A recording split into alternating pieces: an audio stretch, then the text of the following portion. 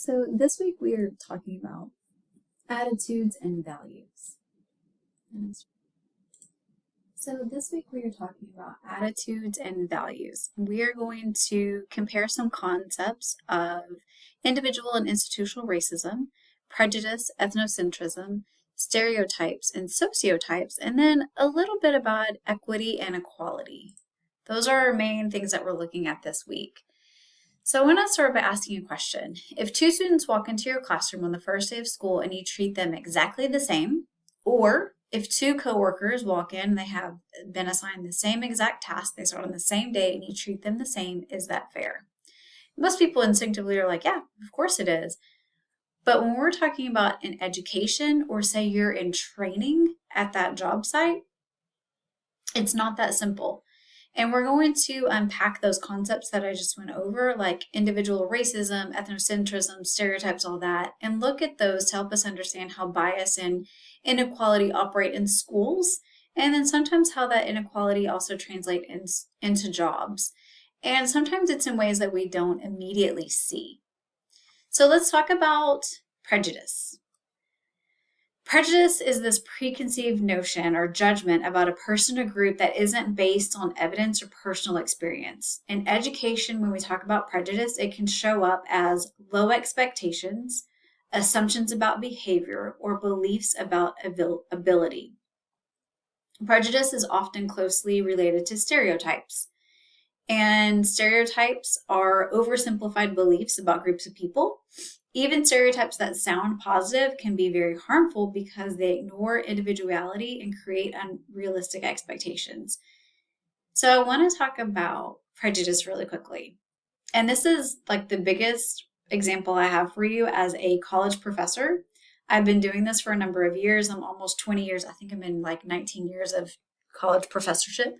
But in that amount of time that I've been doing it, here's one prejudice that I've seen myself have and I've seen other professors have, and it involves student athletes. The moment you say student athlete, there's a certain connotation that goes with that when we think about the performance of those students. Where I'm from, back in Texas, our high achieving student athletes were our baseball players, had the best test scores, had the best GPAs, and that was because of the background that they came from. When we talked about soccer players, our soccer players where I was from usually had low test scores, low success in classes, and so it was automatically like, oh, I don't want to get stuck with the soccer players. Which that's a prejudice that we had about them. It was this, and we had no like interaction with those players yet. We had never even met this new group of players coming in for that year. It was just this preconceived notion that we had without ever having dealt with them before. And really, that's unfair to the student athlete to automatically judge them before you have any interactions with them. Here's an example of a stereotype. And I put in this old political cartoon for you. This is from the magazine called Puck. If you're a historian, you've heard about Puck, hopefully before. But this was a political cartoon put in there, and this is Uncle Sam, and this is his lodging house of immigrants. You can see the German is fast asleep. There's a Russian man here, Russian up here. I think this is actually an Englishman. Sorry, Englishman here, Russian. And it shows everyone asleep or trying to sleep except for the Irishman. And basically it's saying like the Irish are loud and unruly, and there's this common stereotype that Irish like to get drunk and they like to fight. So these stereotypes, that's a negative stereotype. Sometimes we see stereotypes working in the other direction where we have like, if you have an Asian student, oh, all Asians are good at math. Not necessarily, but that's a stereotype that we have here in America. And assuming those so that students are naturally strong in a subject like that, or naturally weak, they're going to be disruptive because of their cultural background. That really shapes how, as teachers, interact with those students. And some of these, like this about the Irish, these are long-standing stereotypes that we've held in American culture for a long time that are kind of ingrained in our culture and about how we talk about groups and how we think about groups of people. And those can be harmful. Sociotypes. So we're going to like zoom out a little bit, not focus so much, but sociotypes are larger cultural narratives about groups. And these stories, they tell us about society through media, institutions, and everyday language. And when schools absorb those narratives, they shape how students are perceived. Ethnocentrism is kind of the same. It's judging another culture by standards of your own, assuming your norms are the correct ones. And in classrooms, this can look like believing that one communication style equals respect, assuming that individual competition is superior to collaboration, treating standard English as the only valid academic language, and ethnocentrism often hides inside normal classroom expectations. So, calling on some students more than others, interpreting similar behavior differently depending on that student. And we're going to look at a case study that's going to look at the difference between Black students and white students. But, that ethnocentrism can come out in different ways. And sometimes it's unintentional, but it's something that you have to start recognizing, especially if you are presenting in class, like presenting ethnocentrism in class, not doing a presentation. Institutional and individual racism. So let's distinguish between two important levels of racism. They're both racist. Let's get that out of the way. Individual racism happens at a personal level, and it includes biased behavior, differential discipline, or assumptions about students based on their race. Sometimes it is intentional, and other times it's unintentional. It's even unconscious. People don't realize that they're doing it. Institutional racism, however, operates at the structural level, and it is embedded in policies and systems. So let me give an example. If suspension rates are consistently higher for certain racial groups, if tracking systems disproportionately place some students in lower level courses, if funding depends on property taxes tied to neighborhood wealth, that is institutional racism. It doesn't require individual intent to function, and that's what makes it powerful, is that the institution is acting, not just the individual. So you have like the whole system coming at you and being racist.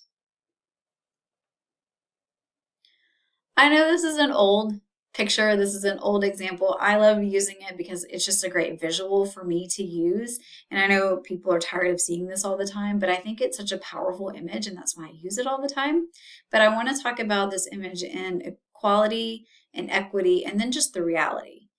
So equality means giving everyone the same thing. So those two students or those two workers walk in and you're giving them the exact same thing, the exact same treatment, the same assignment, the same instruction, the same time, the same roles.